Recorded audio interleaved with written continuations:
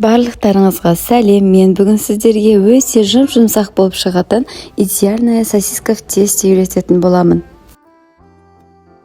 Мені жоғалтып алмау үшін міндетті түрде подписаться етуді ұмытпаңыздар.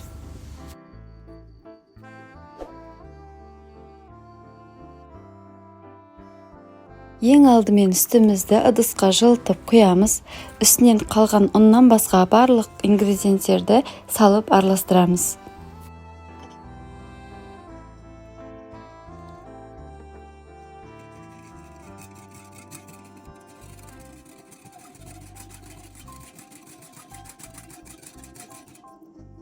Енді ұнымызды аз-аздан қоса отырып, қолға аздап қана жабысатын жұмсақ қамыр илейміз.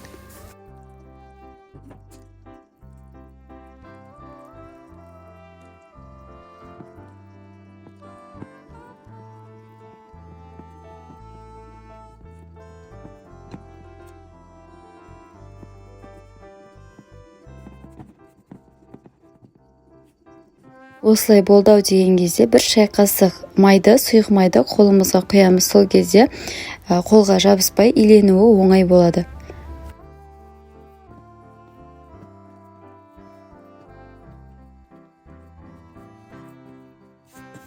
Қамырымыз бірыңғай болғанша аз ғана ұн себіп, осылай жақсылап илейміз.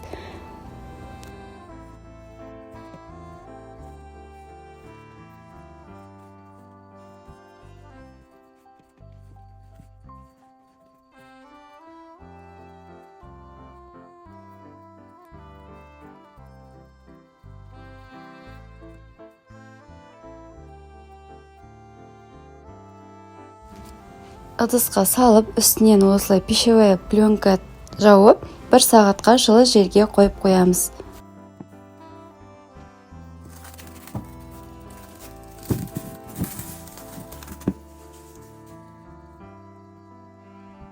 Қамырмен жұмыс жасағанда мүмкіндігінше жеңіл жасауға тырысыңыздар.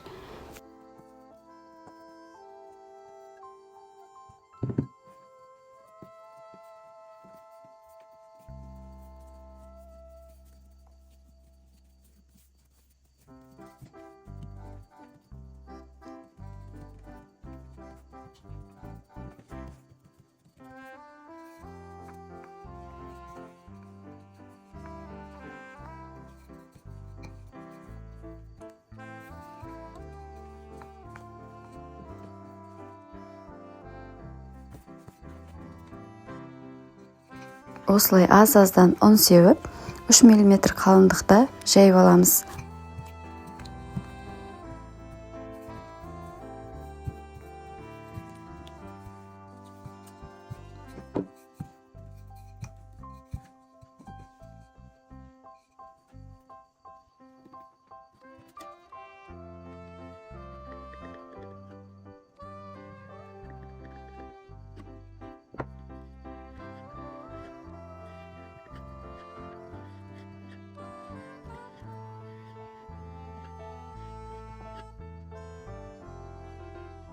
Осылай 2,5 см қалыңдықта кесіп алдым. Енді қамырды барынша созбай, сәл ғана бірінің үстіне бірі шығарып, сосискаларға орайтын боламыз.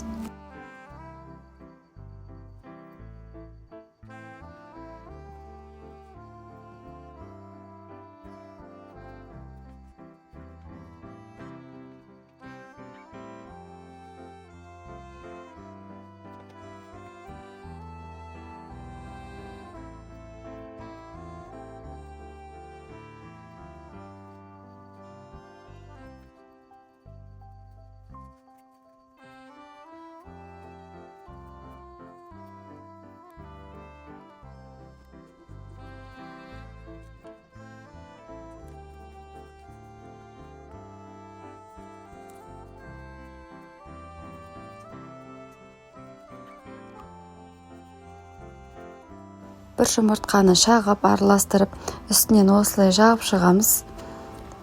Қаласаңыздар, кез келген нәрсе сеуіп қойғанға болады.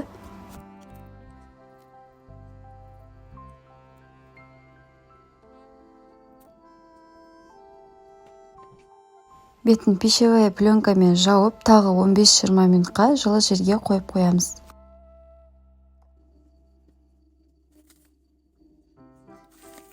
180 градуста ұзағы 20 минутқа дейін қызартып пісіріп аламыз.